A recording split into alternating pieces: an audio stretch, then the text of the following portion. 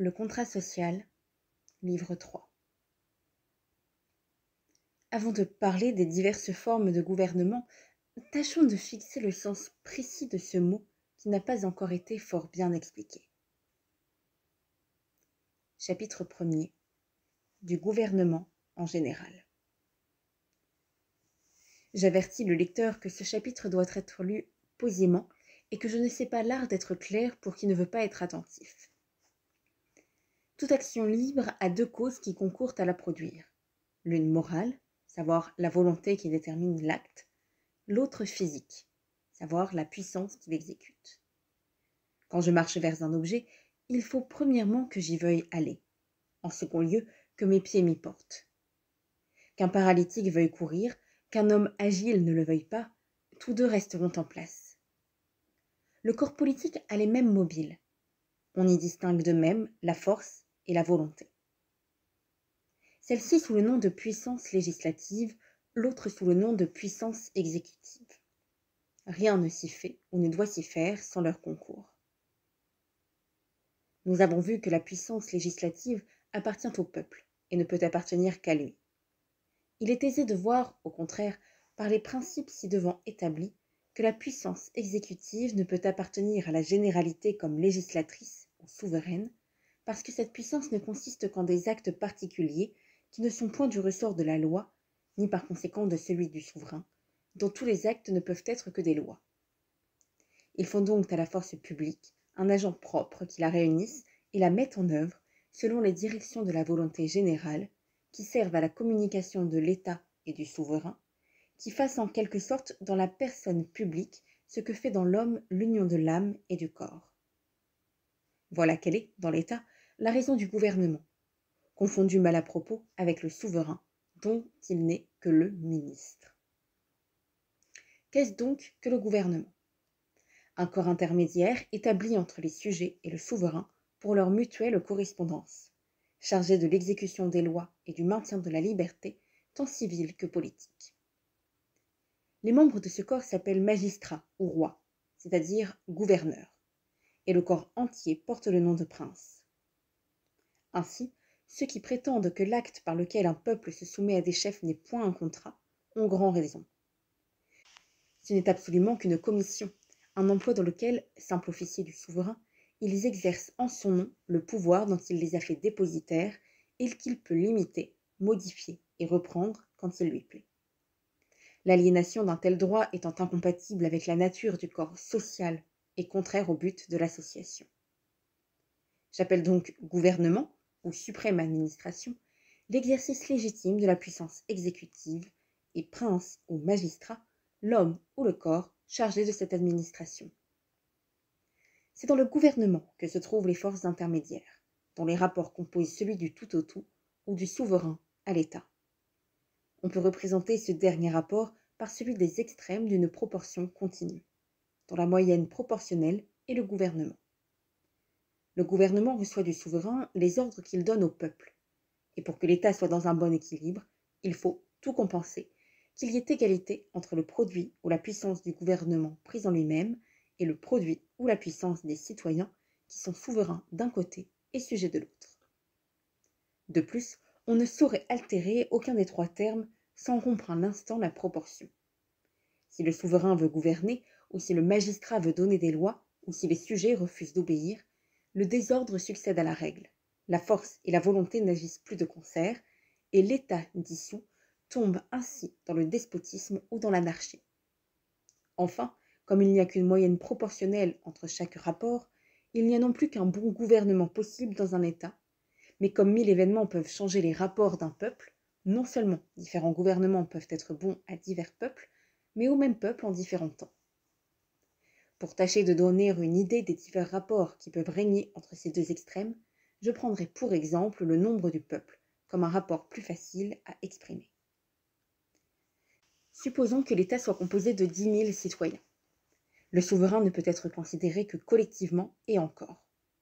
Mais chaque particulier, en qualité de sujet, est considéré comme individu. Ainsi, le souverain est au sujet comme 10 000 est à 1. C'est-à-dire que chaque membre de l'État n'a pour sa part que la 10 000e partie de l'autorité souveraine, quoiqu'il lui soit soumis tout entier. Que le peuple soit composé de 100 000 hommes, l'état des sujets ne change pas, et chacun porte également tout l'empire des lois, tandis que son suffrage, réduit à 1/100 000, a 10 fois moins d'influence dans leur rédaction. Alors, le sujet restant toujours un, le rapport du souverain augmente en raison du nombre des citoyens. D'où il suit que plus l'État s'agrandit, plus la liberté diminue. Quand je dis que le rapport augmente, j'entends qu'il s'éloigne de l'égalité. Ainsi, plus le rapport est grand dans l'acceptation des géomètres, moins il y a de rapport dans l'acceptation commune. Dans la première, le rapport considéré selon la quantité se mesure par l'exposant, et dans l'autre, considéré selon l'intensité, il s'estime par la similitude. Or, moins les volontés particulières se rapportent à la volonté générale, c'est-à-dire les mœurs aux lois, plus la force réprimante doit augmenter. Donc le gouvernement, pour être bon, doit être relativement plus fort à mesure que le peuple est plus nombreux.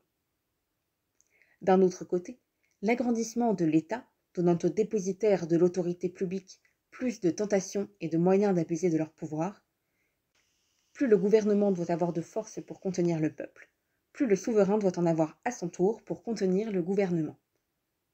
Je ne parle pas ici d'une force absolue, mais de la force relative des diverses parties de l'État. Il suit de ce double rapport que la proportion continue entre le souverain, le prince et le peuple n'est point une idée arbitraire, mais une conséquence nécessaire de la nature du corps politique. Il suit encore que l'un des extrêmes, savoir le peuple comme sujet, étant fixe et représenté par l'unité, toutes les fois que la raison doublée augmente ou diminue, la raison simple augmente ou diminue semblablement, et que, par conséquent, le moyen terme est changé. Ce qui fait voir qu'il n'y a pas une constitution de gouvernement unique et absolue, mais qu'il peut y avoir autant de gouvernements différents en nature que d'États différents en grandeur. Si, tournant ce système en ridicule, on disait que pour trouver cette moyenne proportionnelle et former le corps du gouvernement, il ne faut, selon moi, que tirer la racine carrée du nombre du peuple, je répondrai que je ne prends ici ce nombre que pour un exemple, que les rapports dont je parle ne se mesurent pas seulement par le nombre des hommes, mais en général par la quantité d'actions, laquelle se combine par des multitudes de causes, qu'au reste si, pour m'exprimer en moins de paroles, j'emprunte un moment des termes de géométrie, je n'ignore pas, cependant, que la précision géométrique n'a point lieu dans les quantités morales. Le gouvernement étant petit, ce que le corps politique qui le renferme étant grand. C'est une personne morale, douée de certaines facultés, active comme le souverain, passive comme l'État, et qu'on peut décomposer en d'autres rapports semblables, d'où naît par conséquent une nouvelle proportion, une autre encore dans celle-ci selon l'ordre des tribunaux, jusqu'à ce qu'on arrive à un moyen terme indivisible, c'est-à-dire à un seul chef ou magistrat suprême qu'on peut se représenter au milieu de cette progression comme l'unité entre la série des fractions et celle des nombres. Sans nous embarrasser dans cette multiplication des termes, contentons-nous de considérer le gouvernement comme un nouveau corps dans l'État, distinct du peuple et du souverain et intermédiaire entre l'un et l'autre. Il y a cette différence essentielle entre ces deux corps, que l'État existe par lui-même et que le gouvernement n'existe que par le souverain. Ainsi, la volonté dominante du prince n'est ou ne doit être que la volonté générale ou la loi. Sa force n'est que la force publique concentrée en lui. Sitôt qu'il veut tirer de lui-même quelque acte absolu et indépendant, la liaison du tout commence à se relâcher. S'il arrivait enfin que le prince eût une volonté particulière plus active que celle du souverain, et qu'il usa, pour obéir à cette volonté particulière, de la force publique qui est entre ses mains, en sorte qu'on eût, pour ainsi dire, deux souverains, l'un de droit et l'autre de fait, à l'instant l'union sociale s'évanouirait, et le corps politique serait dissous. Cependant, pour que le corps du gouvernement ait une existence, une vie réelle qui le distingue du corps de l'État, pour que tous ses membres puissent agir de concert et répondre à la fin pour laquelle il est institué, il lui faut un moi particulier, une sensibilité commune à ses membres, une force, une volonté propre qui tendent à sa conservation. Cette existence particulière suppose des assemblées, des conseils, un pouvoir de délibérer, de résoudre, des droits, des titres, des privilèges qui appartiennent au prince exclusivement et qui rendent la condition du magistrat plus honorable, à proportion qu'elle est plus pénible. Les difficultés sont dans la manière d'ordonner, dans le tout subalterne, de sorte qu'il n'altère point la constitution générale en affermissant la sienne, qu'il distingue toujours sa force particulière destinée à sa propre conservation, de la force publique destinée à la conservation de l'État, et qu'en un mot, il soit toujours prêt à sacrifier le gouvernement au peuple, et non le peuple au gouvernement. D'ailleurs, bien que le corps artificiel du gouvernement soit l'ouvrage d'un autre corps artificiel, et qu'il n'oie en quelque sorte qu'une vie empruntée et subordonnée, cela n'empêche pas qu'il ne puisse agir avec plus ou moins de vigueur ou de célérité, jouir pour ainsi dire d'une santé plus ou moins robuste. Enfin, sans s'éloigner directement du but de son institution, il peut s'en écarter plus ou moins selon la manière dont il est constitué. C'est de toutes ces différences que naissent les rapports divers que le gouvernement doit avoir avec le corps de l'État, selon les rapports accidentels et particuliers par lesquels ce même État est modifié. Car souvent, le gouvernement le meilleur en soi deviendra le plus vicieux, si ces rapports ne sont altérés selon les défauts du corps politique auquel il appartient. Chapitre 2. Du principe qui constitue les diverses formes de gouvernement. Pour exposer la cause générale de ces différences, il faut distinguer ici le prince et le gouvernement, comme j'ai distingué ci-devant l'État et le souverain. Le corps du magistrat peut être composé d'un plus grand ou moindre nombre de membres. Nous avons dit que le rapport du souverain au sujet était d'autant plus grand que le peuple était plus nombreux, et par une évidente analogie, nous en pouvons dire autant du gouvernement à l'égard des magistrats. Or, la force totale du gouvernement étant toujours celle de l'État, ne varie point. D'où il suit que, plus il use de cette force sur ses propres membres, moins il lui en reste pour agir sur tout le peuple. Donc plus les magistrats sont nombreux, plus le gouvernement est faible. Comme cette maxime est fondamentale, appliquons-nous à la mieux éclaircir. Nous pouvons distinguer dans la personne du magistrat 3 volontés essentiellement différentes. Premièrement, la volonté propre de l'individu, qui ne tend qu'à son avantage particulier. Secondement, la volonté commune des magistrats, qui se rapporte uniquement à l'avantage du prince et qu'on peut appeler volonté de corps, laquelle est générale par rapport au gouvernement et particulière par rapport à l'État, dont le gouvernement fait partie. En troisième lieu, la volonté du peuple ou la volonté souveraine, laquelle est générale tant par rapport à l'État, considéré comme le tout, que par rapport au gouvernement, considéré comme partie du tout. Dans une législation parfaite, la volonté particulière ou individuelle doit être nulle. La volonté de corps propre au gouvernement, très subordonnée, et par conséquent, la volonté générale ou souveraine, toujours dominante, est la règle unique de toutes les autres. Selon l'ordre naturel, au contraire, ces différentes volontés deviennent plus actives à mesure qu'elles se concentrent. Ainsi, la volonté générale est toujours la plus faible, la volonté de corps a le second rang, et la volonté particulière le premier de tous. De sorte que dans le gouvernement, chaque membre est premièrement soi-même, et puis magistrat, et puis citoyen. Gradation directement opposée à celle qu'exige l'ordre social. Cela posé, que tout le gouvernement soit entre les mains d'un seul homme, voilà la volonté particulière et la volonté de corps parfaitement réunies, et par conséquent, celle-ci au plus haut degré d'intensité qu'elle puisse avoir. Or, comme c'est du degré que la volonté que dépend l'usage de la force, et que la force absolue du gouvernement ne varie point, il s'ensuit que le plus actif des gouvernements est celui d'un seul. Au contraire, unissons le gouvernement à l'autorité législative. Faisons le prince du souverain et de tous les citoyens autant de magistrats. Alors la volonté de corps, confondue avec la volonté générale, n'aura pas plus d'activité qu'elle, et laissera la volonté particulière dans toute sa force. Ainsi le gouvernement, toujours avec la même force absolue, sera dans son minimum de force relative ou d'activité. Ces rapports sont incontestables, et d'autres considérations servent encore à les confirmer. On voit, par exemple, que chaque magistrat est plus actif dans son corps que chaque citoyen dans le sien, et que par conséquent, la volonté particulière a beaucoup plus d'influence dans les actes du gouvernement que dans ceux du souverain, car chaque magistrat est presque toujours chargé de quelque fonction du gouvernement, au lieu que chaque citoyen, pris à part, n'a aucune fonction de la souveraineté. D'ailleurs, plus l'État s'étend, plus sa force réelle augmente, quoiqu'elle n'augmente pas en raison de son étendue. Mais l'État restant le même, les magistrats ont beau se multiplier. Le gouvernement n'en acquiert pas une plus grande force réelle, parce que cette force est celle de l'État, dont la mesure est toujours égale. Ainsi, la force relative ou l'activité du gouvernement diminue, sans que sa force absolue ou réelle puisse augmenter. Il est sûr encore que l'expédition des affaires devient plus lente à mesure que plus de gens en sont chargés, qu'en donnant trop à la prudence, on ne donne pas assez à la fortune, qu'on laisse échapper l'occasion, et qu'à force de délibérer, on perd souvent le fruit de la délibération. Je viens de prouver que le gouvernement se relâche à mesure que les magistrats se multiplient. Et j'ai prouvé ci-devant que plus le peuple est nombreux, plus la force réprimante doit augmenter. D'où il suit que le rapport des magistrats au gouvernement doit être inverse du rapport des sujets au souverain. C'est-à-dire que plus l'État s'agrandit, plus le gouvernement doit se resserrer, tellement que le nombre des chefs diminue en raison de l'augmentation du peuple. Au reste, je ne parle ici que de la force relative du gouvernement, et non de sa rectitude.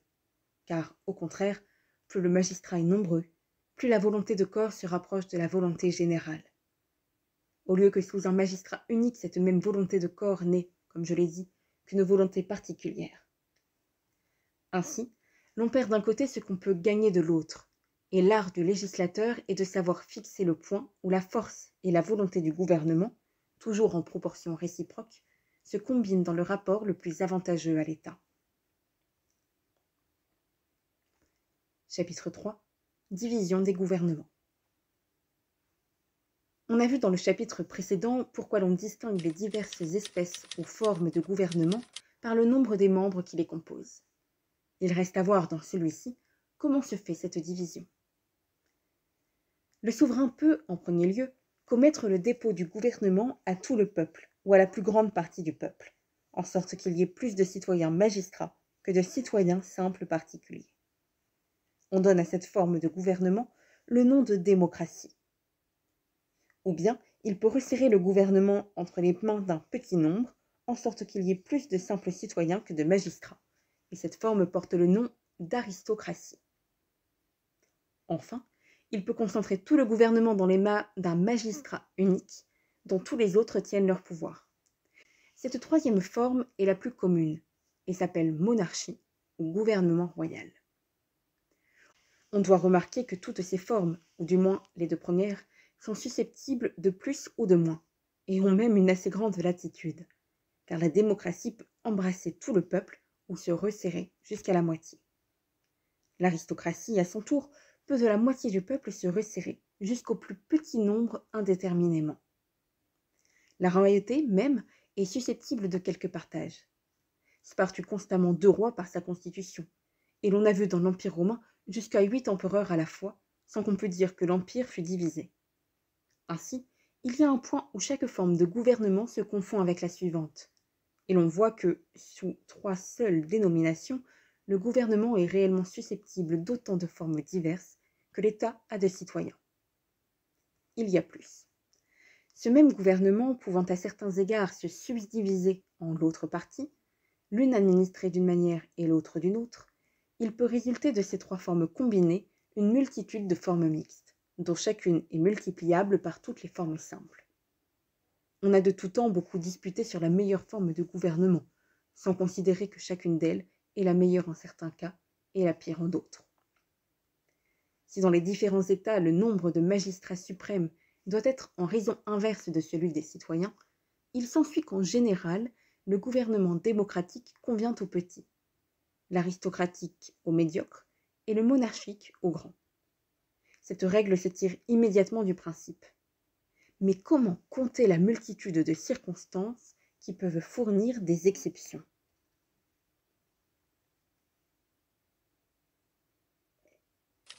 Chapitre 4 de la démocratie. Celui qui fait la loi sait mieux que personne comment elle doit être exécutée et interprétée. Il semble donc qu'on ne saurait avoir une meilleure constitution que celle où le pouvoir exécutif est joint au législatif. Mais c'est cela même qui rend ce gouvernement insuffisant à certains égards, parce que les choses qui doivent être distinguées ne le sont pas, et que le prince et le souverain, n'étant que la même personne, ne forment pour ainsi dire qu'un gouvernement sans gouvernement. Il n'est pas bon que celui qui fait les lois les exécute, ni que le corps du peuple détourne son attention des vues générales pour les donner aux objets particuliers. Rien n'est plus dangereux que l'influence des intérêts privés dans les affaires publiques, et l'abus des lois par le gouvernement est un mal moindre que la corruption du législateur, suite infaillible des vues particulières. Alors l'État étant altéré dans sa substance, toute réforme devient impossible. Un peuple qui n'abuserait jamais du gouvernement n'abuserait pas non plus de l'indépendance. Un peuple qui gouvernerait toujours bien n'aurait pas besoin d'être gouverné. À prendre le terme dans la rigueur de l'acceptation, il n'a jamais existé de véritable démocratie, et il n'en existera jamais. Il est contre l'ordre naturel que le grand nombre gouverne et que le petit soit gouverné. On ne peut imaginer que le peuple reste incessamment assemblé pour vaquer aux affaires publiques. Et l'on voit aisément qu'il ne saurait établir pour cela des commissions sans que la forme de l'administration change. En effet, je crois pouvoir poser en principe que, quand les fonctions du gouvernement sont partagées entre plusieurs tribunaux, les moins nombreux acquièrent tôt ou tard la plus grande autorité, ne fût-ce qu'à cause de la facilité d'expédier les affaires qui les y amènent naturellement. D'ailleurs, que de choses difficiles à réunir ne suppose pas ce gouvernement. Premièrement, un État très petit, où le peuple soit facile à rassembler et où chaque citoyen puisse aisément connaître tous les autres. Secondement, une grande simplicité de mœurs qui préviennent la multitude d'affaires et les discussions épineuses. Ensuite, beaucoup d'égalité dans les rangs et dans les fortunes, sans quoi l'égalité ne saurait subsister longtemps dans les droits et l'autorité. Enfin, peu ou point de luxe, car ou le luxe est l'effet des richesses, ou il les rend nécessaires. Ils corrompent à la fois le riche et le pauvre, l'un par la possession, l'autre par la convoitise. Il vend la patrie à la mollesse, à la vanité. Il ôte à l'État tous ses citoyens pour les asservir les uns aux autres, et tous à l'opinion. Voilà pourquoi un auteur célèbre a donné la vertu pour principe à la République, car toutes ces conditions ne sauraient subsister sans la vertu. Mais, faute d'avoir fait les distinctions nécessaires, ce beau génie a manqué souvent de justesse, quelquefois de clarté, et n'a pas vu que l'autorité souveraine étant partout la même, le même principe doit avoir lieu dans tout État bien constitué, plus ou moins, il est vrai, selon la forme du gouvernement. Ajoutons qu'il n'y a pas de gouvernement si sujet aux guerres civiles et aux agitations intestines que le démocratique ou populaire, parce qu'il n'y en a aucun qui tende si fortement et si continuellement à changer de forme, ni qui demande plus de vigilance et de courage pour être maintenu dans la sienne. C'est surtout dans cette constitution que le citoyen doit s'armer de force et de constance, et dire chaque jour de sa vie, au fond de son cœur, ce que disait un vertueux palatin, dans la Diète de Pologne. Malo periculosam libertatem quam quietum servitium. S'il y avait un peuple de Dieu, il se gouvernerait démocratiquement. Un gouvernement si parfait ne convient pas à des hommes. Chapitre 5 de l'aristocratie. Nous avons ici deux personnes morales très distinctes, savoir le gouvernement et le souverain, et par conséquent deux volontés générales, l'une par rapport à tous les citoyens, l'autre seulement pour les membres de l'administration.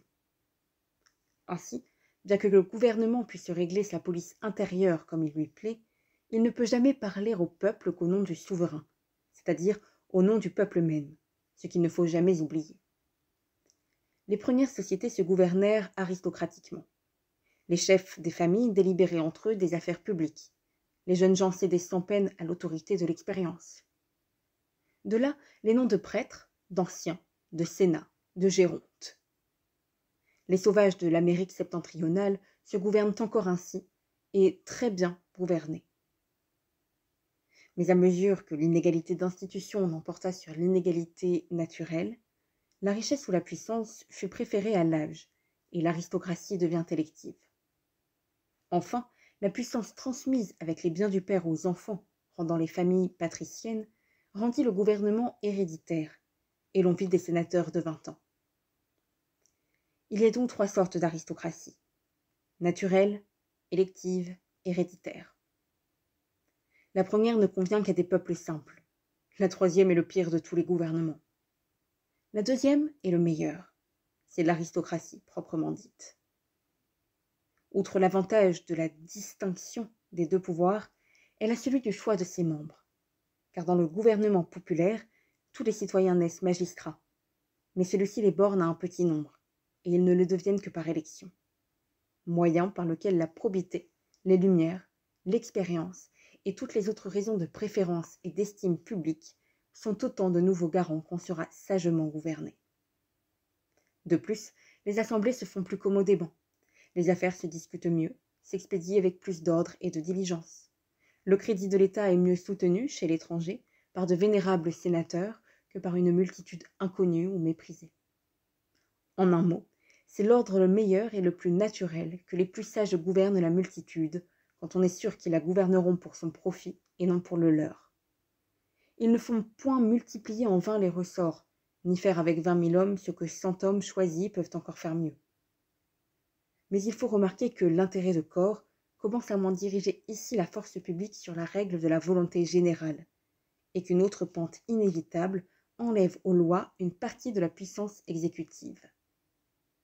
À l'égard des convenances particulières, il ne faut ni un État si petit, ni un peuple si simple et si droit, que l'exécution des lois suive immédiatement de la volonté publique, comme dans une bonne démocratie. Il ne faut pas non plus une si grande nation que les chefs épars pour la gouverner puissent trancher du souverain chacun dans son département et commencer par se rendre indépendants pour devenir enfin les maîtres. Mais si l'aristocratie exige quelques vertus de moins que le gouvernement populaire, elle en exige aussi d'autres qui lui sont propres, comme la modération dans les riches et le contentement dans les pauvres, car il semble qu'une égalité rigoureuse y serait déplacée. Elle ne fut même pas observée à Sparte. Au reste, si cette forme comporte une certaine inégalité de fortune, c'est bien pour qu'en général l'administration des affaires publiques soit confiée à ceux qui peuvent le mieux y donner tout leur temps, mais non pas, comme prétend Aristote, pour que les riches soient toujours préférés. Au contraire, il importe qu'un choix opposé apprenne quelquefois au peuple qu'il y a dans le mérite des hommes des raisons de préférence plus importantes que la richesse. Chapitre 6 de la monarchie. Jusqu'ici, nous avons considéré le prince comme une personne morale et collective, unie par la force des lois et dépositaire dans l'État de la puissance exécutive. Nous avons maintenant à considérer cette puissance réunie entre les mains d'une personne naturelle, d'un homme réel, qui seul est droit d'en disposer selon les lois. C'est ce qu'on appelle un monarque ou un roi. Tout au contraire des autres administrations où un être collectif représente un individu, dans celle-ci, un individu représente un être collectif, en sorte que l'unité morale qui constitue le prince est en même temps une unité physique, dans laquelle toutes les facultés que la loi réunit dans l'autre avec tant d'efforts se trouvent naturellement réunies. Ainsi, la volonté du peuple et la volonté du prince, et la force publique de l'État et la force particulière du gouvernement, tout répond au même mobile. Tous les ressorts de la machine sont dans la même main, tout marche au même but. Il n'y a point de mouvements opposés qui s'entre-détruisent, et l'on ne peut imaginer aucune sorte de constitution dans laquelle un moindre effort produise une action plus considérable. Archimède, assis tranquillement sur le rivage et tirant sans peine à flot un grand vaisseau, me représente un monarque habile, gouvernant de son cabinet vers ses vastes états et faisant tout mouvoir en paraissant immobile. Mais s'il n'y a point de gouvernement qui ait plus de vigueur, il n'y en a point où la volonté particulière ait plus d'empire et domine plus aisément les autres. Tout marche au même but, il est vrai. Mais ce but n'est point celui de la félicité publique, et la force même de l'administration tourne sans cesse au préjudice de l'État. Les rois veulent être absolus, et de loin on leur crie que le meilleur moyen de l'être est de se faire aimer de leur peuple. Cette maxime est très belle, et même très vraie à certains égards. Malheureusement, on s'en manquera toujours dans les cours. La puissance qui vient de l'amour des peuples est sans doute la plus grande, mais elle est précaire et conditionnelle. Jamais les princesses s'en contenteront. Les meilleurs rois veulent pouvoir être méchants s'il leur plaît, sans cesser d'être les maîtres. Un sermonneur politique aura beau leur dire que la force du peuple étant la leur plus grand intérêt et que le peuple soit florissant, nombreux, redoutables. Ils savent très bien que cela n'est pas vrai. Leur intérêt personnel est premièrement que le peuple soit faible, misérable, et qu'il ne puisse jamais leur résister. J'avoue que, supposant les sujets toujours parfaitement soumis, l'intérêt du prince serait alors que le peuple fût puissant, afin que cette puissance, étant la sienne, le rendît redoutable à ses voisins. Mais comme cet intérêt n'est que secondaire et subordonné, et que les deux suppositions sont incompatibles, il est naturel que les princes donnent toujours la préférence à la maxime qui leur est le plus immédiatement utile. C'est ce que Samuel représentait fortement aux Hébreux. C'est ce que Machiavel a fait voir avec évidence. En feignant de donner des leçons au roi, il en a donné de grandes au peuple. Le prince de Machiavel est le livre des républicains. Nous avons trouvé par les rapports généraux que la monarchie n'est convenable qu'aux grands États, et nous le trouverons encore en l'examinant en elle-même. Plus l'administration publique est nombreuse, plus le rapport du prince au sujet diminue, et se rapproche de l'égalité, en sorte que ce rapport est un ou l'égalité même dans la démocratie. Ce même rapport augmente à mesure que le gouvernement se resserre, et il est dans son maximum quand le gouvernement est dans les mains d'un seul. Alors il se trouve une trop grande distance entre le prince et le peuple, et l'État manque de liaison. Pour la former, il faut donc des ordres intermédiaires. Il faut des princes, des grands, de la noblesse pour les remplir.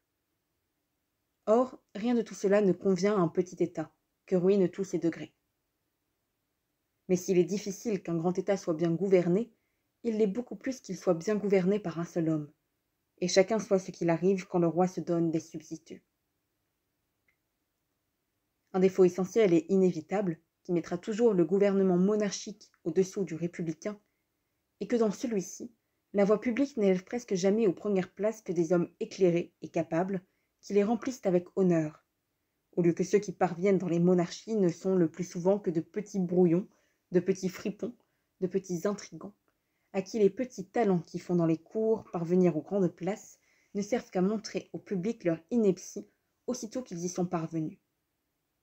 Le peuple se trompe bien moins sur ce choix que le prince, et un homme d'un vrai mérite est presque aussi rare dans le ministère qu'un sot à la tête d'un gouvernement républicain.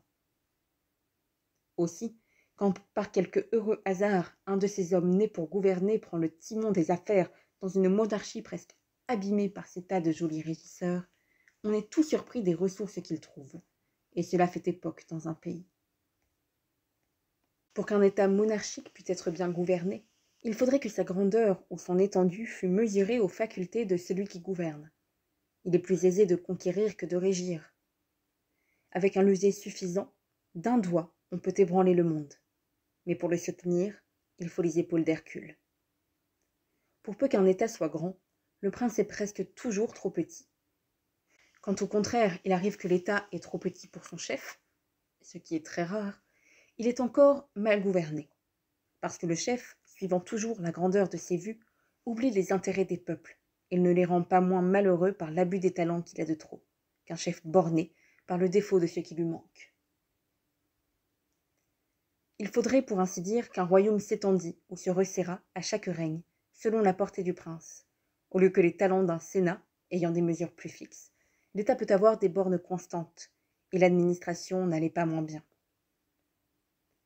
Le plus sensible inconvénient du gouvernement d'un seul est le défaut de cette succession continuelle qui forme dans les deux autres une liaison non interrompue. Un roi mort, il en faut un autre. Les élections laissent des intervalles dangereux. Elles sont orageuses, et à moins que les citoyens ne soient d'un désintéressement, d'une intégrité que ce gouvernement ne comporte guère, la brigue et la corruption s'en mêlent. Il est difficile que celui à qui l'État s'est vendu ne le vende pas à son tour, et ne se dédommage pas sur les faibles de l'argent que les puissants lui ont extorqué. Tôt ou tard, tout devient vénal sous une pareille administration, et la paix dont on jouit alors sous les rois est pire que le désordre des interrègnes. Qu'a-t-on fait pour prévenir ces maux? On a rendu les couronnes héréditaires dans certaines familles, et l'on a établi un ordre de succession qui prévient toute dispute à la mort des rois. C'est-à-dire que, substituant l'inconvénient des régences à celui des élections, on a préféré une apparente tranquillité à une administration sage, et qu'on a mieux aimé risquer d'avoir pour chef des enfants, des monstres, des imbéciles, que d'avoir à disputer sur le choix des bons rois. On n'a pas considéré qu'en s'exposant ainsi au risque de l'alternative, on met presque toutes les chances contre soi. C'était un mot très sensé que celui du jeune Denis, à qui son père, en lui reprochant une action honteuse, disait « T'en ai-je donné l'exemple ?» « Ah !» répondit le fils, « votre père n'était pas roi. » Tout concourt à priver de justice et de raison un homme élevé pour commander aux autres. On prend beaucoup de peine à ce qu'on dit pour enseigner aux jeunes princes l'art de régner. Il ne paraît pas que cette éducation leur profite. On ferait mieux de commencer par leur enseigner l'art d'obéir. Les plus grands rois qui célébraient l'histoire n'ont point été élevés pour régner. C'est une science qu'on ne possède jamais moins qu'après l'avoir trop apprise et qu'on acquiert mieux en obéissant qu'en commandant. Une suite de ce défaut de cohérence est l'inconstance du gouvernement royal, qui, se réglant tantôt sur un plan et tantôt sur un autre selon le caractère du prince qui règne ou des gens qui règnent pour lui, ne peut avoir longtemps un objectif fixe, ni une conduite conséquente. Variation qui rend toujours l'état flottant, de maxime en maxime, de projet en projet, et qui n'a pas lieu dans les autres gouvernements où le prince est toujours le même. Aussi voit-on qu'en général, s'il y a plus de ruse dans une cour, il y a plus de sagesse dans un sénat, et que les républiques vont à leur fin par des vues plus constantes et mieux suivies, au lieu que chaque révolution dans le ministère en produit une dans l'État. La maxime commune à tous les ministres et presque à tous les rois étant de prendre, en toute chose, le contre-pied de leurs prédécesseurs. De cette même incohérence se tire encore la solution d'un sophisme très familier aux politiques royaux. C'est non seulement de comparer le gouvernement civil au gouvernement domestique et le prince au père de famille, erreur déjà réfutée, mais encore de donner libéralement à ce magistrat toutes les vertus dont il aurait besoin et de supposer toujours que le prince est ce qu'il devrait être, supposition à l'aide de laquelle le gouvernement royal est évidemment préférable à tout autre, parce qu'il est incontestablement le plus fort et que, pour être aussi le meilleur, il ne lui manque qu'une volonté de corps plus conforme à la volonté générale. Mais si, selon Platon, le roi par nature est un personnage si rare, combien de fois la nature et la fortune concourront-elles à le couronner? Et si l'éducation royale couronne nécessairement ceux qui la reçoivent, que doit-on espérer d'une suite d'hommes élevés pour régner? C'est donc bien vouloir s'abuser que de confondre le gouvernement royal avec celui d'un bon roi. Pour voir ce qu'est ce gouvernement en lui-même, il faut le considérer sous des princes bornés ou méchants, car ils arriveront tels au trône, ou le trône les rendra tels. Ces difficultés n'ont pas échappé à nos auteurs, mais ils n'en sont point embarrassés. Le remède est, disent-ils, d'obéir sans murmure. Dieu donne les mauvais rois dans sa colère, et il faut les supporter comme des châtiments du ciel. Ce discours est édifiant, sans doute, mais je ne sais s'il ne conviendrait pas mieux en chair que dans un livre de politique. Que dire d'un médecin qui promet des miracles et dont tout l'art est d'exhorter son malade à la patience? On sait bien qu'il faut souffrir un mauvais gouvernement quand on l'a. La question serait d'en trouver un bon. Chapitre 7. Des gouvernements mixtes. À proprement parler, il n'y a point de gouvernement simple. Il faut qu'un chef unique et des magistrats subalternes. Il faut qu'un gouvernement populaire ait un chef. Ainsi, dans le partage de la puissance exécutive, il y a toujours gradation du grand nombre au moindre, avec cette différence que tantôt le grand nombre dépend du petit, et tantôt le petit du grand. Quelquefois, il y a partage égal, soit quand les parties constitutives sont dans une dépendance mutuelle, comme dans le gouvernement d'Angleterre, soit quand l'autorité de chaque partie est indépendante mais imparfaite, comme en Pologne. Cette dernière forme est mauvaise, parce qu'il n'y a point d'unité dans le gouvernement et que l'État manque de liaison. Lequel vaut le mieux d'un gouvernement simple ou d'un gouvernement mixte? Question fort agitée chez les politiques et à laquelle il faut faire la même réponse que j'ai faite ci-devant sur toute forme de gouvernement. Le gouvernement simple est le meilleur en soi, par cela seul qu'il est simple. Mais quand la puissance exécutive ne dépend pas assez de la législative, c'est-à-dire quand il y a plus de rapport du prince au souverain que du peuple au prince, il faut remédier à ce défaut de proportion en divisant le gouvernement. Car alors toutes ces parties n'ont pas moins d'autorité sur ces sujets et leur division les rend toutes ensemble moins fortes contre le souverain. On prévient encore le même inconvénient en établissant des magistrats intermédiaires qui, laissant le gouvernement en son entier, servent seulement à balancer les deux puissances et à maintenir leurs droits respectifs. Alors le gouvernement n'est pas mixte, il est tempéré. On peut remédier par des moyens semblables à l'inconvénient opposé, et quand le gouvernement est trop lâche, ériger des tribunaux pour le concentrer. Cela se pratique dans toutes les démocraties. Dans le premier cas, on devise le gouvernement pour l'affaiblir, et dans le second, pour le renforcer. Car les maximums de force et de faiblesse se trouvent également dans les gouvernements simples, au lieu que les formes mixtes donnent une force moyenne. Chapitre 8. Que toute forme de gouvernement n'est pas propre à tout pays. La liberté n'étant pas un fruit de tous les climats, n'est pas à la portée de tous les peuples. Plus on médite ce principe établi par Montesquieu, plus on mentionne la vérité, plus on le conteste, plus on donne occasion de l'établir par de nouvelles preuves. Dans tous les gouvernements du monde, la personne publique consomme et ne produit rien. D'où lui vient donc la substance consommée? Du travail de ses membres. C'est le superflu des particuliers qui produit le nécessaire du public. D'où il suit que l'état civil ne peut subsister qu'autant que le travail des hommes rentre au-delà de leurs besoins. Or, cet excédent n'est pas le même dans tous les pays du monde. Dans plusieurs, il est considérable, dans d'autres médiocre, dans d'autres nul, dans d'autres négatif. Ce rapport dépend de la fertilité du climat, de la sorte de travail que la terre exige, de la nature de ses productions, de la force de ses habitants, de la plus ou moins grande consommation qui leur est nécessaire et de plusieurs autres rapports semblables desquels il est composé. D'autre part, tous les gouvernements ne sont pas de même nature. Il y en a de plus ou moins dévorants, et les différences sont fondées sur cet autre principe que plus les contributions publiques s'éloignent de leur source, et plus elles sont onéreuses. Ce n'est pas sur la quantité des impositions qu'il faut mesurer cette charge, mais sur le chemin qu'elles ont à faire pour retourner dans les mains dont elles sont sorties. Quand cette circulation est prompte et bien établie, qu'on paye peu ou beaucoup, il n'importe. Le peuple est toujours riche et les finances vont toujours bien. Au contraire, quelque peu que le peuple donne, quand ce peu ne lui revient point, en donnant toujours, bientôt il s'épuise. L'État n'est jamais riche et le peuple est toujours gueux. Il suit de là que plus la distance du peuple au gouvernement augmente et plus les tributs deviennent onéreux. Ainsi, dans la démocratie, le peuple est le moins chargé. Dans l'aristocratie, il l'est davantage. Dans la monarchie, il porte le plus grand poids. La monarchie ne convient donc qu'aux nations opulentes, l'aristocratie aux États médiocres en richesse ainsi qu'en grandeur, la démocratie aux États petits et pauvres.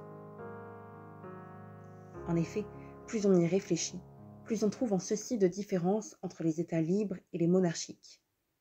Dans les premiers, tout s'emploie à l'utilité commune. Dans les autres, les forces publiques et particulières sont réciproques, et l'une s'augmente par l'affaiblissement de l'autre. Enfin, au lieu de gouverner les sujets pour les rendre heureux, le despotisme les rend misérables pour les gouverner.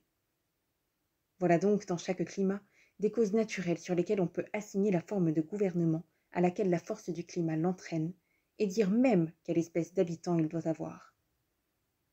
Les lieux ingrats et stériles, où le produit ne vaut pas le travail, doivent rester incultes et déserts, ou seulement peuplés de sauvages. Les lieux où le travail des hommes ne rend exactement que le nécessaire doivent être habités par des peuples barbares.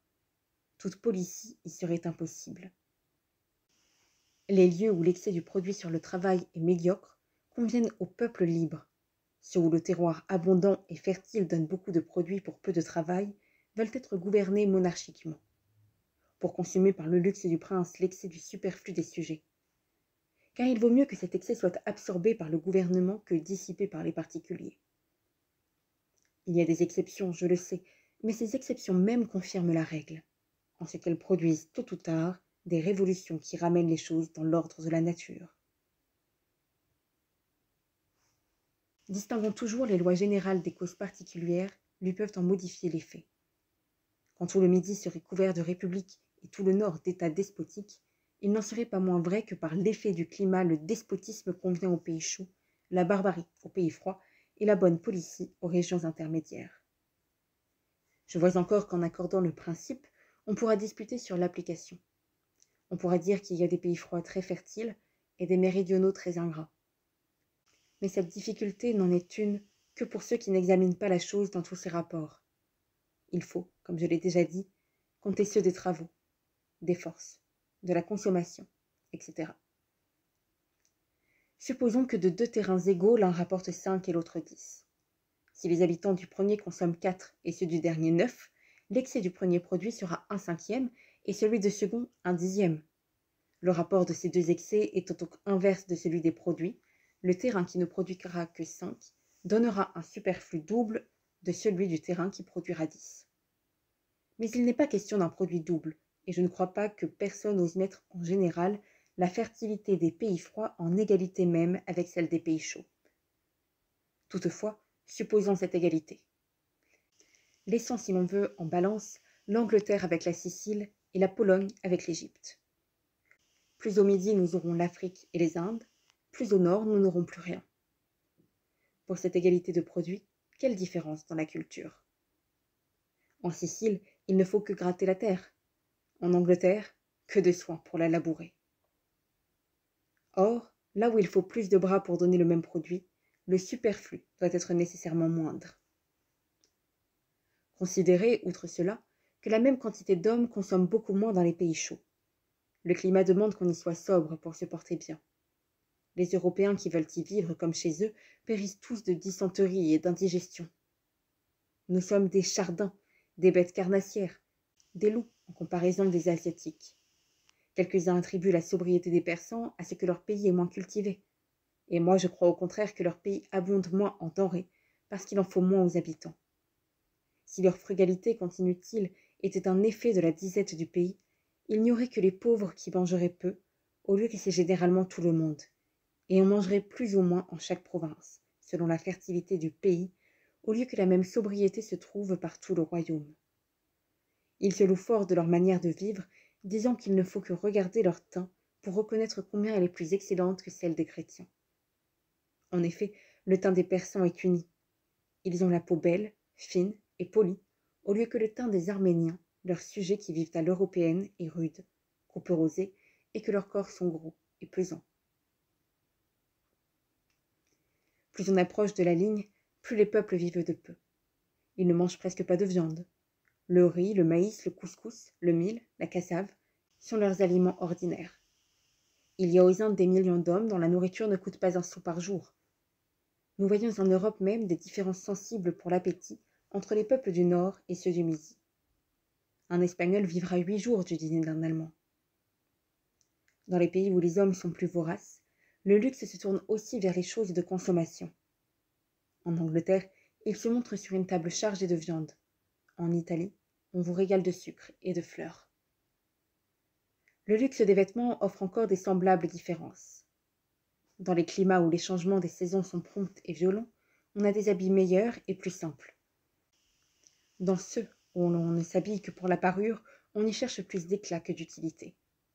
Les habits eux-mêmes y sont un luxe. À Naples, vous verrez tous les jours se promener au Posillipe des hommes en veste dorée et point de bas. C'est la même chose pour les bâtiments. On donne tout à la magnificence quand on n'a rien à craindre des injures de l'air. À Paris, à Londres, on veut être logé chaudement et commodément.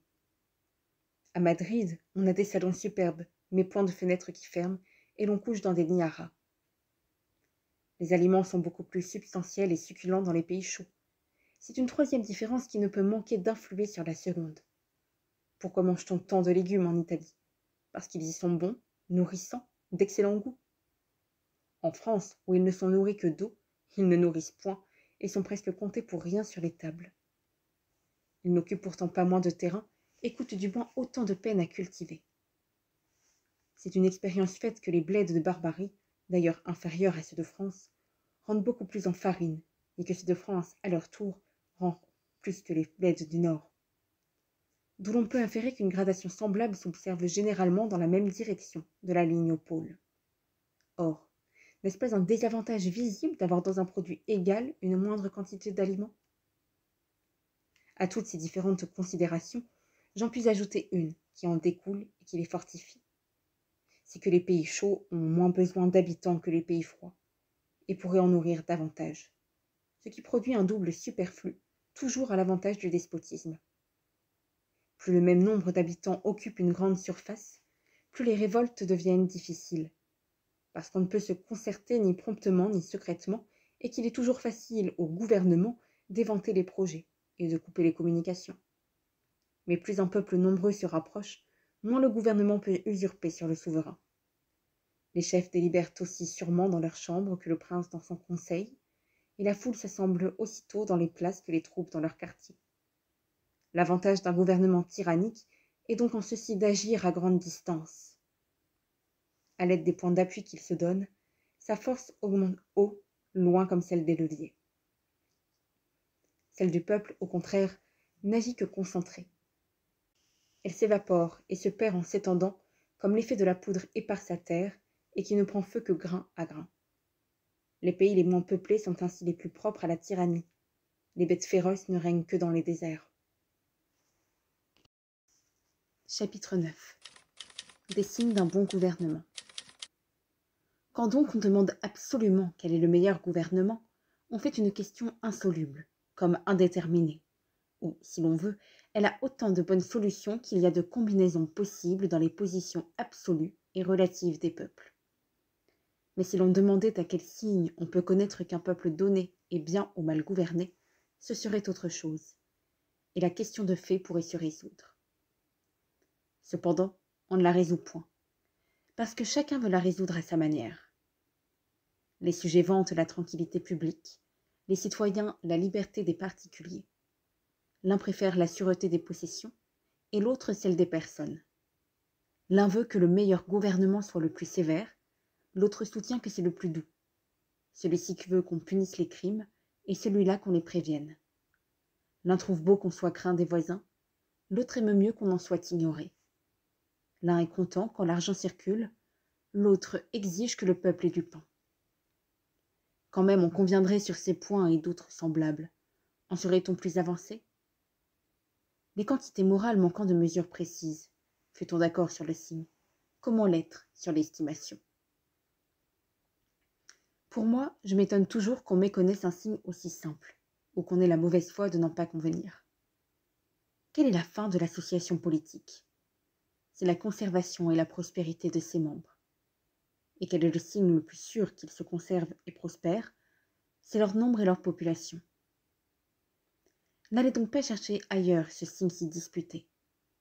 Toute chose d'ailleurs égale, le gouvernement sous lequel, sans moyens étrangers, sans naturalisation, sans colonie, les citoyens peuplent et multiplient davantage, est infailliblement le meilleur. Celui sous lequel un peuple diminue et dépérit est le pire. Calculateur, c'est maintenant votre affaire. Comptez, mesurez, comparez. Chapitre 10. De l'abus du gouvernement et de sa pente à dégénérer. Comme la volonté particulière agit sans cesse contre la volonté générale, ainsi le gouvernement fait un effort continuel contre la souveraineté. Plus cet effort augmente, plus la constitution s'altère. Et comme il n'y a point ici d'autre volonté de corps qui, résistant à celle du prince, fasse équilibre avec elle, il doit arriver tôt ou tard que le prince opprime enfin le souverain et rompe le traité social. C'est là le vice inhérent et inévitable qui, dès la naissance du corps politique, tend sans relâche à le détruire, de même que la vieillesse et la mort détruisent enfin le corps de l'homme. Il y a deux voies générales par lesquelles un gouvernement dégénère, savoir quand il se resserre ou quand l'État se dissout. Le gouvernement se resserre quand il passe du grand nombre au petit, c'est-à-dire de la démocratie à l'aristocratie et de l'aristocratie à la royauté. C'est là son inclinaison naturelle. S'il rétrogradait du petit nombre au grand, on pourrait dire qu'il se relâche, mais ce progrès inverse est impossible. En effet, jamais le gouvernement ne change de forme que quand son ressort usé le laisse trop affaibli pour pouvoir conserver la sienne. Or, s'il se relâchait encore en s'étendant, sa force deviendrait tout à fait nulle, et y subsisterait encore moins. Il faut donc remonter et serrer le ressort à mesure qu'il cède, autrement l'État qu'il soutient tomberait en ruine. Le cas de la dissolution de l'État peut arriver de deux manières. Premièrement, quand le prince n'administre plus l'État selon les lois et qu'il usurpe le pouvoir souverain. Alors il se fait un changement remarquable. C'est que, non pas le gouvernement, mais l'État se resserre. Je veux dire que le grand État se dissout et qu'il s'en forme un autre dans celui-là, composé seulement des membres du gouvernement et qui n'est plus rien au reste du peuple que son maître et son tyran. De sorte qu'à l'instant que le gouvernement usurpe la souveraineté, le pacte social est rompu, et tous les simples citoyens, rentrés de droit dans leur liberté naturelle, sont forcés, mais non pas obligés d'obéir. Le même cas arrive aussi quand les membres du gouvernement usurpent séparément le pouvoir qu'ils ne doivent exercer qu'encore, ce qui n'est pas une moindre infraction des lois et produit encore un plus grand désordre. Alors on a, pour ainsi dire, autant de princes que de magistrats, et l'État, non moins divisé que le gouvernement, périt ou change de forme.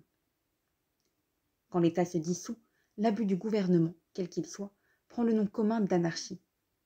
En distinguant, la démocratie dégénère en ochlocratie, l'aristocratie en oligarchie.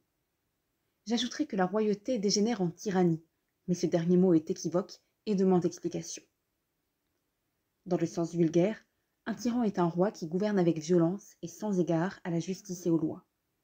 Dans le sens précis, un tyran est un particulier qui s'arroge l'autorité royale sans y avoir droit. C'est ainsi que les Grecs entendaient ce mot de tyran. Ils le donnaient indifféremment aux bons et aux mauvais princes dont l'autorité n'était pas légitime. Il est vrai qu'Aristote distingue le tyran du roi en ce que le premier gouverne pour sa propre utilité et le second seulement pour l'utilité de ses sujets. Mais outre que généralement tous les auteurs grecs ont pris le mot tyran dans un autre sens, comme il paraît surtout par le Hiéron de Xénophon, il s'ensuivrait de la distinction d'Aristote que depuis le commencement du monde, il n'aurait pas encore existé un seul roi. Ainsi, tyran et usurpateur sont deux mots parfaitement synonymes. Pour donner différents noms à différentes choses, j'appelle tyran l'usurpateur de l'autorité royale et despote l'usurpateur du pouvoir souverain. Le tyran est celui qui s'ingère contre les lois à gouverner selon les lois. Le despote est celui qui se met au-dessus des lois mêmes. Ainsi, le tyran peut n'être pas despote, mais le despote est toujours tyran. Chapitre 11. De la mort du corps politique. Telle est la pente naturelle et inévitable des gouvernements les mieux constitués. Si Sparte et Rome ont péri, quel État peut espérer de durer toujours? Si nous voulons former un établissement durable, ne songeons donc point à le rendre éternel. Pour réussir, il ne faut pas tenter l'impossible, ni se flatter de donner à l'ouvrage des hommes une solidité que les choses humaines ne comportent pas. Le corps politique, aussi bien que le corps de l'homme, commence à mourir dès sa naissance, et porte en lui-même les causes de sa destruction. Mais l'un et l'autre peuvent avoir une constitution plus ou moins robuste, et propre à le conserver plus ou moins longtemps. La constitution de l'homme est l'ouvrage de la nature, celle de l'État est l'ouvrage de l'art. Il ne dépend pas des hommes de prolonger leur vie. Il dépend d'eux de prolonger celle de l'État aussi loin qu'il est possible, en lui donnant la meilleure constitution qu'il puisse avoir. Le mieux constitué finira, mais plus tard qu'un autre, si nul accident imprévu n'amène sa perte avant le temps. Le principe de la vie politique est dans l'autorité souveraine. La puissance législative est le cœur de l'État. La puissance exécutive en est le cerveau, qui donne le mouvement à toutes les parties. Le cerveau peut tomber en paralysie, et l'individu vivre encore. Un homme reste imbécile et vit. Mais sitôt que le cœur a cessé ses fonctions, l'animal est mort. Ce n'est point par les lois que l'État subsiste, c'est par le pouvoir législatif. La loi d'hier n'oblige pas aujourd'hui, mais le consentement tacite est présumé du silence, et le souverain est censé confirmer incessamment les lois qu'il n'abroge pas, pouvant le faire. Tout s'il a déclaré vouloir une fois, il le veut toujours, à moins qu'il ne le révoque. Pourquoi donc porte-t-on tant de respect aux anciennes lois? C'est pour cela même. On doit croire qu'il n'y a que l'excellence des volontés antiques qui les ait pu conserver si longtemps. Si les souverains ne les eurent reconnus constamment salutaires, ils les eurent mille fois révoqués. Voilà pourquoi, loin de s'affaiblir, les lois acquièrent sans cesse une force nouvelle dans tout État bien constitué. Le préjugé de antiquité les rend chaque jour plus vénérables, au lieu que, partout où les lois s'affaiblissent en vieillissant, cela prouve qu'il n'y a plus de pouvoir législatif et que l'État ne vit plus. Chapitre 12. Comment se maintient l'autorité souveraine? Le souverain n'ayant d'autre force que la puissance législative n'agit que par des lois, et les lois n'étant que des actes authentiques de la volonté générale, le souverain ne saurait agir que quand le peuple est assemblé. Le peuple assemblé, dira-t-on, quelle chimère! C'est une chimère aujourd'hui, mais ce n'en était pas une il y a 2000 ans. Les hommes ont-ils changé de nature? Les bornes du possible dans les choses morales sont moins étroites que nous ne pensons. Ce sont nos faiblesses, nos vices, nos préjugés qui les rétrécissent. Les âmes basses ne croient point aux grands hommes. De vils esclaves sourient d'un air moqueur à ce mot de liberté. Par ce qui s'est fait, considérons ce qui peut se faire. Je ne parlerai pas des anciennes républiques de la Grèce, mais la République romaine était, ce me semble, un grand État, et la ville de Rome une grande ville. Le dernier sang donna dans Rome 400 000 citoyens portant armes, et le dernier dénombrement de l'Empire plutôt 4 millions, sans compter les sujets, les étrangers, les femmes, les enfants, les esclaves. Quelle difficulté n'imaginerait-on pas d'assembler fréquemment le peuple immense de cette capitale et de ses environs? Cependant, il se passait peu de semaines que le peuple romain ne fût assemblé, et même plusieurs fois. Non seulement il exerçait les droits de la souveraineté, mais une partie de ceux du gouvernement. Il traitait certaines affaires, il jugeait certaines causes, et tout ce peuple était, sur la place publique, presque aussi souvent magistrat que citoyen. En remontant au premier temps des nations, on trouverait que la plupart des anciens gouvernements, même monarchiques, tels ceux des Macédoniens et des Francs, avaient de semblables conseils. Quoi qu'il en soit, ce seul fait incontestable répond à toutes les difficultés. De l'existant au possible, la conséquence me paraît bonne. Chapitre 13. Suite. Il ne suffit pas que le peuple assemblé ait une fois fixé la constitution de l'État en donnant la sanction à un corps de loi. Il ne suffit pas qu'il ait établi un gouvernement perpétuel ou qu'il ait pourvu une fois pour toutes à l'élection des magistrats. Outre les assemblées extraordinaires que des cas imprévus peuvent exiger, il faut qu'il y en ait de fixes et de périodiques, que rien ne puisse abolir ni proroger, tellement qu'au jour marqué le peuple soit légitimement convoqué par la loi, sans qu'il soit besoin pour cela d'aucune autre convocation formelle. Mais hors de ces assemblées juridiques par leur seule date, toute assemblée du peuple qui n'aura pas été convoquée par les magistrats préposés à cet effet et selon les formes prescrites, doit être tenue pour illégitime, et tout ce qui s'est fait pour nul, parce que l'ordre même de s'assembler doit émaner de la loi. Quant au retour plus ou moins fréquent des assemblées légitimes, il dépend de tant de considérations qu'on ne saurait donner là-dessus de règles précises. Seulement, on peut dire en général que plus le gouvernement a de force, plus le souverain doit se montrer fréquemment. Ceci, me dira-t-on, peut être bon pour une seule ville. Mais que faire quand l'État en comprend plusieurs? Partagera-t-on l'autorité souveraine, ou bien doit-on la concentrer dans une seule ville et assujettir tout le reste? Je réponds qu'on ne doit faire ni l'un ni l'autre. Premièrement, l'autorité souveraine est simple et une, et l'on ne peut la diviser sans la détruire.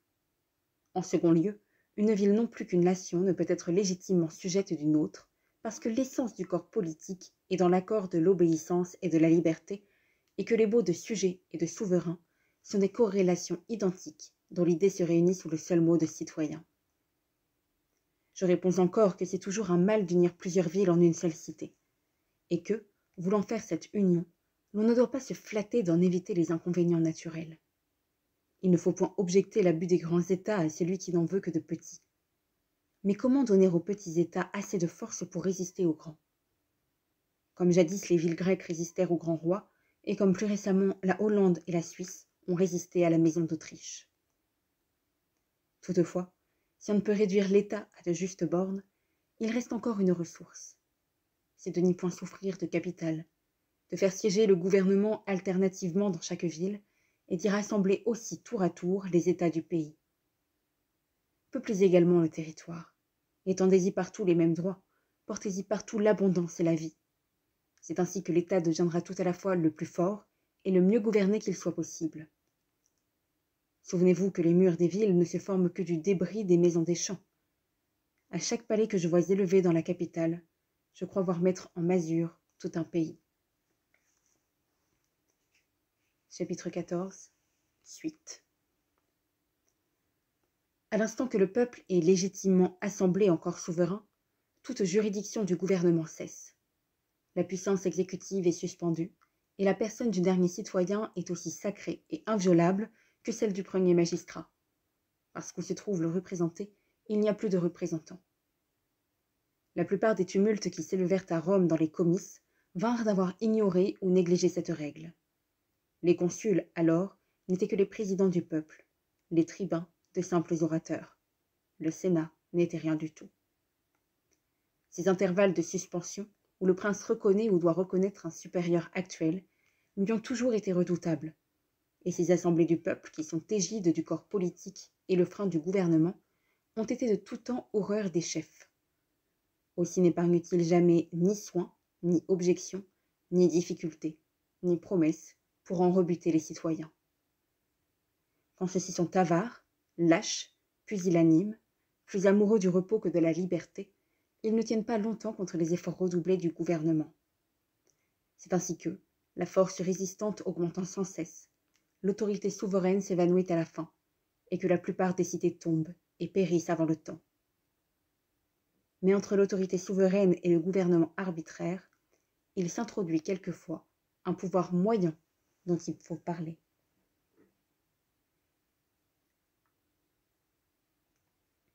Chapitre 15. Des députés aux représentants. Sitôt que le service public cesse d'être la principale affaire des citoyens et qu'ils aiment mieux servir de leur bourse que de leur personne, l'État est déjà près de sa ruine. Faut-il marcher au combat? Ils payent des troupes et restent chez eux. Faut-il aller au conseil? Ils nomment des députés et restent chez eux. À force de paresse et d'argent, ils ont enfin des soldats pour servir la patrie et des représentants pour la vendre.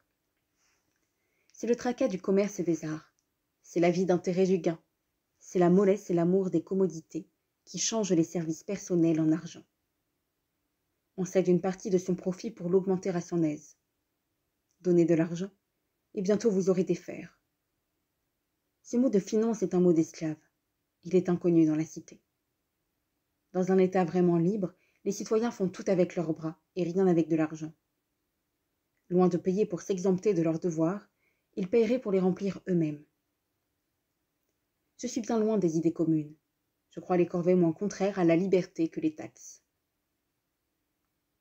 Mieux l'État est constitué, plus les affaires publiques l'emportent sur les privées dans l'esprit des citoyens. Il y a même beaucoup moins d'affaires privées, parce que la somme du bonheur commun fournissant une portion plus considérable à celui de chaque individu, il lui en reste moins à chercher dans les soins particuliers. Dans une cité bien conduite, chacun vole aux assemblées. Sous un mauvais gouvernement, nul n'aime à faire un pas pour s'y rendre, parce que nul ne prend intérêt à ce qui s'y fait, qu'on prévoit que la volonté générale n'y dominera pas, et qu'enfin les soins domestiques absorbent tout. Les bonnes lois en font faire de meilleures, les mauvaises en amènent de pires. Sitôt que quelqu'un dit des affaires de l'État, que m'importe. On doit compter que l'État est perdu. L'attiédissement de l'amour de la patrie, l'activité de l'intérêt privé, l'immensité des États, les conquêtes, l'abus du gouvernement ont fait imaginer la voix des députés ou représentants du peuple dans les assemblées de la nation. C'est ce qu'en certains pays on ose appeler le tiers-État. Ainsi, l'intérêt particulier de deux ordres est mis au premier et second rang. L'intérêt public n'est qu'au troisième. La souveraineté ne peut être représentée par la même raison qu'elle ne peut être aliénée. Elle consiste essentiellement dans la volonté générale, et la volonté ne se représente point. Elle est la même ou elle est autre. Il n'y a point de milieu. Les députés du peuple ne sont donc ni ne peuvent être ses représentants. Ils ne sont que ses commissaires. Ils ne peuvent rien conclure définitivement. Toute loi que le peuple en personne n'a pas ratifiée est nulle. Ce n'est point une loi. Le peuple anglais pense être libre. Il se trompe fort. Il ne l'est que durant les élections des membres du Parlement. Sitôt qu'ils sont élus, il est esclave. Il n'est rien. Dans les courts moments de sa liberté, l'usage qu'il en fait mérite bien qu'il la perde. L'idée des représentants est moderne. Elle nous vient du gouvernement féodal, de cet inique et absurde gouvernement dans lequel l'espèce humaine est dégradée et où le nom d'homme est en déshonneur. Dans les anciennes républiques et même dans les monarchies, jamais le peuple n'eut des représentants. On ne connaissait pas ce mot-là. Il est très singulier qu'à Rome, où les tribuns étaient si sacrés, on n'ait pas même imaginé qu'ils puissent usurper les fonctions du peuple, et qu'au milieu d'une si grande multitude, ils n'aient jamais tenté de passer de leur chef un seul plébiscite. Qu'on juge cependant de l'embarras que causait quelquefois la foule par ce qui arriva du temps des Grecs, où une partie des citoyens donnait son suffrage de dessus les toits. Où le droit et la liberté sont toutes choses, les inconvénients ne sont rien. Chez ce sage peuple, tout était mis à sa juste mesure. Il laissait faire à ses licteurs ce que ses tribuns n'eussent osé faire. Il ne craignait pas que ses licteurs voulussent le représenter. Pour expliquer cependant comment les tribuns le représentaient quelquefois, il suffit de concevoir comment le gouvernement représente le souverain. La loi n'étant que la déclaration de la volonté générale, il est clair que dans la puissance législative, le peuple ne peut être représenté. Mais il peut et doit l'être dans la puissance exécutive, qui n'est que la force appliquée à la loi. Ceci fait voir qu'en examinant bien les choses, on trouverait que très peu de nations ont des lois. Quoi qu'il en soit, il est sûr que les tribuns, n'ayant aucune partie du pouvoir exécutif, ne purent jamais représenter le peuple romain par les droits de leur charge, mais seulement en usurpant sur ceux du Sénat. Chez les Grecs, tout ce que le peuple avait à faire, il le faisait par lui-même. Il était sans cesse assemblé sur la place, il habitait un climat doux, il n'était point avide. Des esclaves faisaient ses travaux, sa grande affaire était sa liberté. N'ayant plus les mêmes avantages, comment conserver les mêmes droits? Vos climats plus durs vous donnent plus de besoins. 6 mois de l'année, la place publique n'est pas tenable, vos langues sourdes ne peuvent se faire entendre en plein air. Vous donnez plus à votre gain qu'à votre liberté, et vous craignez bien moins l'esclavage que la misère. Quoi? La liberté ne se maintient qu'à l'appui de la servitude? Peut-être. Les deux excès se touchent. Tout ce qui n'est point dans la nature a ses inconvénients, et la société civile plus que tout le reste. Il y a telle position malheureuse où l'on ne peut conserver sa liberté qu'aux dépens de celle d'autrui, et où le citoyen ne peut être parfaitement libre, que l'esclave ne soit extrêmement esclave. Telle était la position de Sparte. Pour vous, peuple moderne, vous n'avez point d'esclaves, mais vous l'êtes. Vous payez leur liberté de la vôtre. Vous avez beau vanter cette préférence, j'y trouve plus de lâcheté que d'humanité. Je n'entends point par tout cela qu'il faille avoir des esclaves, ni que le droit d'esclavage soit légitime, puisque j'ai prouvé le contraire. Je dis seulement les raisons pourquoi les peuples modernes qui se croient libres ont des représentants, et pourquoi les peuples anciens n'en avaient pas. Quoi qu'il en soit, à l'instant qu'un peuple se donne des représentants, il n'est plus libre. Il n'est plus. Tout bien examiné, je ne vois pas qu'il soit désormais possible au souverain de conserver parmi nous l'exercice de ses droits si la cité n'est très petite. Mais si elle est très petite, elle sera subjuguée? Non. Je ferai voir ci-après comment on peut réunir la puissance extérieure d'un grand peuple avec la police aisée et le bon ordre d'un petit État.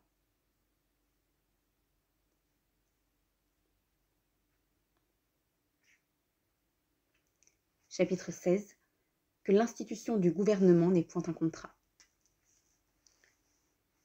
Le pouvoir législatif, une fois bien établi, il s'agit d'établir de même le pouvoir exécutif. Car ce dernier, qui n'opère que par des actes particuliers, n'étant pas de l'essence de l'autre, en est naturellement séparé. S'il était possible que le souverain considéré comme tel eût la puissance exécutive, le droit et le fait seraient tellement confondus qu'on ne saurait plus ce qui est loi et ce qui ne l'est pas. Et le corps politique, ainsi dénaturé, serait bientôt en proie à la violence contre laquelle il fut institué. Les citoyens étant tous égaux par le contrat social, ce que tous doivent faire tous peuvent le prescrire, au lieu que nul n'a le droit d'exiger qu'un autre fasse ce qu'il ne fait pas lui-même. Or, c'est proprement ce droit, indispensable pour faire vivre et mouvoir le corps politique, que le souverain donne aux princes en instituant le gouvernement. Plusieurs ont prétendu que acte de cet établissement était un contrat entre le peuple et les chefs qu'il se donne, contrat par lequel on stipulait entre les deux parties les conditions sous lesquelles l'une s'obligeait à commander et l'autre à obéir. On conviendra, je m'assure, que voilà une étrange manière de contracter. Mais voyons si cette opinion est soutenable. Premièrement, l'autorité suprême ne peut pas plus se modifier que s'aliéner. La limiter, c'est la détruire. Il est absurde et contradictoire que le souverain se donne un supérieur. S'obliger d'obéir à un maître, c'est se remettre en pleine liberté. De plus, il est évident que ce contrat du peuple avec telle ou telle personne serait un acte particulier. D'où il suit que ce contrat ne saurait être une loi ni un acte de souveraineté, et que, par conséquent, il serait illégitime.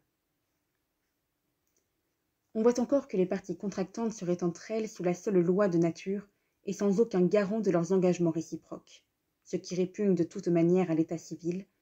Celui qui a la force en main étant toujours le maître de l'exécution, autant voudrait donner le nom de contrat à l'acte d'un homme qui dirait à un autre « Je vous donne tout mon bien, à condition que vous m'en rendrez ce qu'il vous plaira ». Il n'y a qu'un contrat dans l'État. C'est celui de l'association. Celui-là seul en exclut tout autre. On ne saurait imaginer aucun contrat public qui ne fût une violation du premier.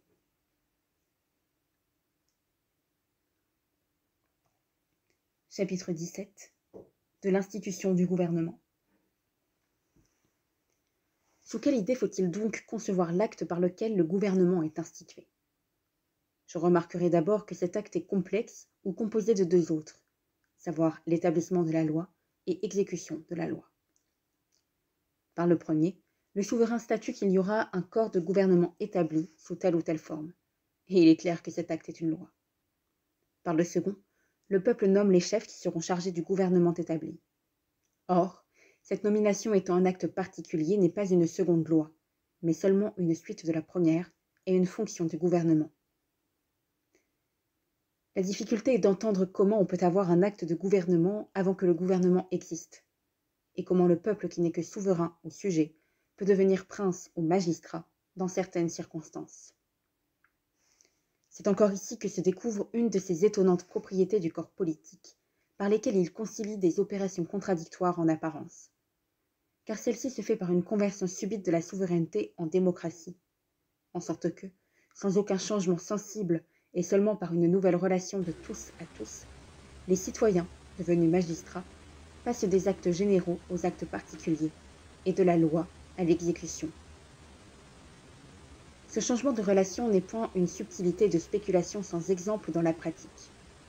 Il a lieu tous les jours dans le Parlement d'Angleterre, où la Chambre basse, en certaines occasions, se tourne en grand comité pour mieux discuter les affaires et devient ainsi simple commission, de cour souveraine qu'elle était instant précédent, en telle sorte qu'elle se fait ensuite rapport à elle-même, comme chambre des communes de ce qu'elle vient de régler en grand comité, et délibère de nouveau sous un titre de ce qu'elle a déjà résolu sous un autre. Tel est avantage propre au gouvernement démocratique, de pouvoir être établi dans le fait par un simple acte de la volonté générale. Après quoi, ce gouvernement provisionel reste en possession si telle est la forme adoptée ou établie au nom du souverain, le gouvernement prescrit par la loi, et tout se trouve ainsi dans la règle. Il n'est pas possible d'instituer le gouvernement d'aucune autre manière légitime, et sans renoncer aux principes ci-devant établis. Chapitre 18. Moyen de prévenir les usurpations du gouvernement. De ces éclaircissements, il résulte en confirmation du chapitre 16 que l'acte qui institue le gouvernement n'est point un contrat, mais une loi, que les dépositaires de la puissance exécutive ne sont point les maîtres du peuple, mais ses officiers, qu'il peut les établir et les destituer quand il lui plaît, qu'il n'est point question pour eux de contracter mais d'obéir, et qu'en se chargeant des fonctions que l'État leur impose, ils ne font qu'en remplir leur devoir de citoyens, sans avoir en aucune sorte le droit de disputer sur les conditions. Quand donc il arrive que le peuple institue un gouvernement héréditaire, soit monarchique dans une famille, soit aristocratique dans un ordre de citoyens, ce n'est point un engagement qu'il prend. C'est une forme provisionnelle qu'il donne à administration, jusqu'à ce qu'il lui plaise d'en ordonner autrement. Il est vrai que ces changements sont toujours dangereux et qu'il ne faut jamais toucher au gouvernement établi que lorsqu'il devient incompatible avec le bien public. Mais cette circonspection est une maxime de politique et non pas une règle de droit. Et l'État n'est pas plus tenu de laisser l'autorité civile à ses chefs que l'autorité militaire à ses généraux. Il est vrai encore qu'on ne saurait en pareil cas observer avec trop de soin toutes les formalités requises pour distinguer un acte régulier et légitime d'un tumulte séditieux, et la volonté de tout un peuple des clameurs d'une faction. C'est ici surtout qu'il ne faut donner au cas odieux que ce qu'on ne peut lui refuser dans toute la rigueur du droit. Et c'est aussi de cette obligation que le prince tire un grand avantage pour conserver sa puissance malgré le peuple, sans qu'on puisse dire qu'il est usurpé. Car en paraissant n'user que de ses droits, il lui est fort aisé de les étendre, et d'empêcher sous le prétexte du repos public les assemblées destinées à rétablir le bon ordre. De sorte qu'il se prévaut d'un silence qui l'empêche de rompre, ou des irrégularités qu'il fait commettre, pour supposer, en sa faveur, l'aveu de ceux que la crainte fait taire, et pour punir ceux qui osent parler. C'est ainsi que les dés se murent, ayant d'abord été élus pour un an, puis continués pour une autre année, tentèrent de retenir à perpétuité leur pouvoir, en ne permettant plus aux comices de s'assembler. Et c'est par ce facile moyen que tous les gouvernements du monde, une fois revêtus de la force publique, usurpent tôt ou tard l'autorité souveraine. Les assemblées périodiques dont j'ai parlé ci-devant sont propres à prévenir ou différer ce malheur, surtout quand elles n'ont pas besoin de convocation formelle. Car alors le prince ne saurait les empêcher sans se déclarer ouvertement infracteur des lois et ennemi de l'État. L'ouverture de ces assemblées qui n'ont pour objet que le maintien du traité social doit toujours se faire par 2 propositions qu'on ne puisse jamais supprimer et qui passent séparément par les suffrages. La première, s'il plaît au souverain de conserver la présente forme de gouvernement. La seconde, s'il plaît au peuple d'en laisser l'administration à ceux qui en sont actuellement chargés. Je suppose ici ce que je crois avoir démontré, savoir qu'il n'y a dans l'État aucune loi fondamentale qui ne se puisse révoquer, non pas même le pacte social. Car si tous les citoyens s'assemblaient pour rompre ce pacte d'un commun accord, on ne peut douter qu'il ne fût très légitimement rompu. Grotius pense même que chacun peut renoncer à l'État dont il est membre et reprendre sa liberté naturelle et ses biens en sortant du pays. Or, il serait absurde que tous les citoyens réunis ne puissent pas ce que peut séparément chacun d'eux.